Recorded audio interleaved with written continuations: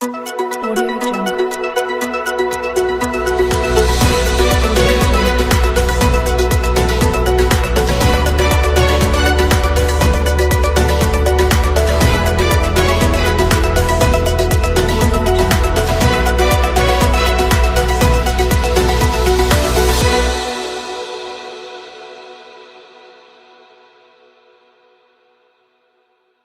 काली मठिया महाकालेश्वर मंदिर के महंत आचार्य नरेंद्र शास्त्री जी ने बताया, इस वर्ष शारदीय नवरात्र का बहुत ही महत्व है। शरद ऋतु साथ में चल रही है, इसलिए शारदीय नवरात्र कहा जाता है।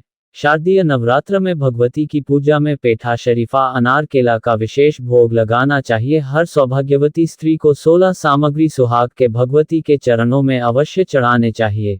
इससे अटल सुहाग प्राप्त होता है। जो लोग पूरे नवरात्र साधना नहीं कर पाते हैं, आचार्य जी ने बताया, शास्त्रों में लेकर के चतुर्थी, अष्टमी, चतुर्दशी तिथि में ऐसे किसी भी स्थिति में संपूर्ण पाठ, विधिवत पूजा और यज्ञ करना चाहिए। पूरे नवरात्र साधना का फल प्राप्त होगा।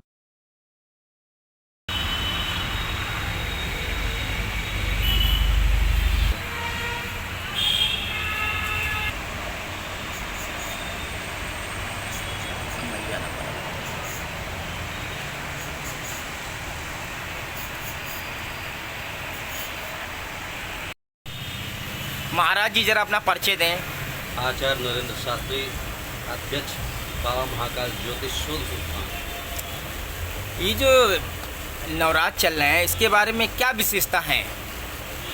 भगवती पर अम्बा जगदम्बा के दिन चल रहे हैं। आदिशक्ति की जो भी आराधना करता है शारदीय नवरात्र में, वह प्रभु श्री राम की जो आराधना करता है उसको सिद्धि प्राप्त होती है। सिद्धि प्राप्त होती है, लेकिन सिद्धि प्राप्ति हेतु, भगवती को मनाने के हेतु, प्रभु श्री राम जी को मनाने के हेतु एक भक्त बनकर के, साधक बनकर के साधना करने की आवश्यकता होती है। इस वस्तुओं को समर्पित करने के साथ साथ अपने सर्वस्व सहित उस आदिशक्ति के चरणों में समर्पित हो जाना ही सबसे बड़ी साधना है। इस नवरात्र में क्या खास है? इस नवरात्र में वैसे तो शारदीय नवरात्र है, भगवती के दिन है, गति दिवस है आज। भगवती का यदि विधिवत अर्चन पूजन किया जाता है, जो भगवती की विधि बतलाई गई है देवी भागवत में, पूजन भोग इत्यादि की, उसको विधिवत जो कर ले तो वही नवरात्र विशेष बन जाते। नवरात्र अलग से कुछ और नहीं होते हैं, सुयोग हैं। इस 3 दिन का प्रथम 26 तारीख, 27 तारीख, 28 तारीख के उत्तम दिन 3 प्राप्त हो रहे थे, जिसका आज समापन है। इसके बाद में आज 28 तारीख की रात्रि से तारा डूब जाएगा, शुक्रस्त हो जाएंगे। माँ पराम्बा की आराधना करने के लिए तो उत्तमोत्तम दिन रहेंगे, परंतु मांगलिक कार्यों को अवरोध लग जाएगा। जब तक तारा उदय नहीं होगा, शुक्र उदय नहीं होगा, तब तक लगते होगा। इस नवरात्र से जैसे अभी बीच में पितर पक्ष थे, अभी नवरात्र के बाद दशहरा आ जाएगा, क्या कारण है जो बीच में ये नवरात्र आते हैं? शारदीय नवरात्र का यही समय होता है। अश्विन शुक्ल पक्ष में प्रतिपदा से ही नवरात्र प्रारंभ होते हैं। पितरपक्ष का समापन अमावस्या से हो जाता है, तो और दशहरा तक ही रहते हैं। 9 दिन के नवरात्र हैं भगवती के साधना की, आराधना की, तो वो इधर उधर नहीं हो सकते, वो तो इसी समय पे ही रहेंगे। हर सालों वर्षों से, हजारों वर्षों से यही समय चला आ रहा है। आप भी माता के भक्त हैं, किस तरीके से भक्तों के लिए आप उनके लिए साधना या हर प्रकार की चीज़ें किस अपनी अपनी साधना के, अपने अपने पूजन के अलग तरीके होते हैं। माँ को कौन किस तरीके से मनाना चाहता है, हमारा अलग तरीका है।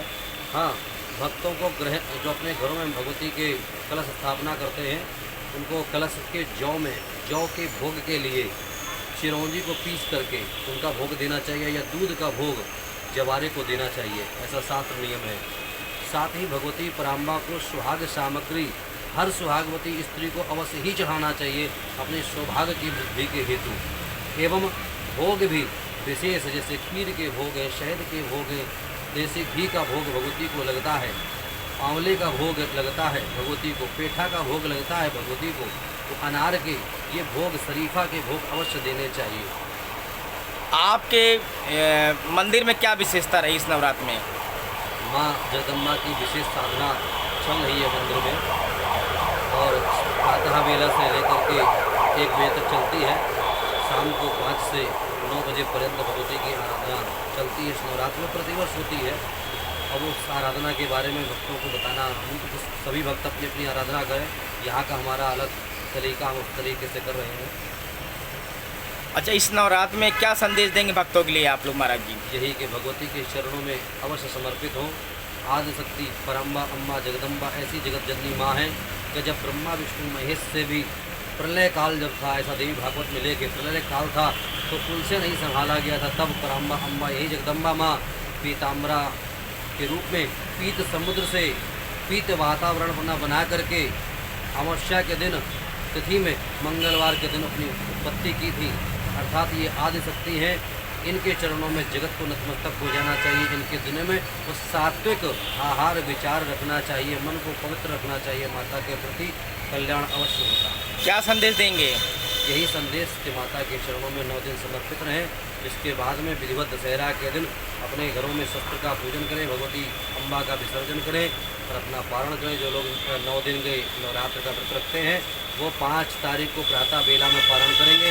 4 तारीख को मध्याह्न तक नवमी तिथि है, भगवती का पूजन करें। 4 तारीख को ही 1:30 बजे से दशमी लग जा रही है, तो रात्र में दशमी तिथि मिलने से विजयादशमी का पर्व है, धूमधाम से मनाएं 4 तारीख को सभी भक्तों।